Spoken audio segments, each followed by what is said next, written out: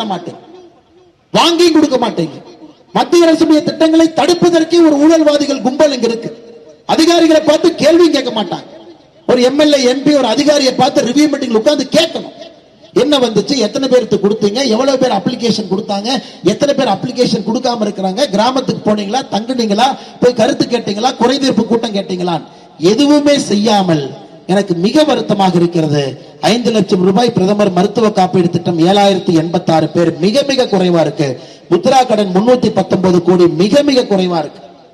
ஆனா இந்தியாவுடைய பணக்கார எம்பி, தமிழ்நாட்டினுடைய ஊழல் அமைச்சர் 2 பேரும் ஒரே தொகுதியிலிருந்து ராணிப்பேட்டையை நாசம் செய்து கொண்டிருக்கின்றார்கள். இதை எந்த காரணத்திற்கு ஏத்துக்க முடியாதுங்க. அதனால என்னுடைய அன்பான வேண்டுகோளுக்கு, வளர்ச்சியை பார்த்து நீங்க ஓட்டு போடணும் சகோதர சகோதரிகள், வளர்ச்சியை பார்த்து நீங்க ஓட்டு போடணும். இந்தியா வளர்ந்து கொண்டிருக்க, குறுநில மன்னர் மாதிரி 2 ஊழல்வாதிகள் இந்த தொகுதியை வளராம வச்சிருக்கிறாங்க.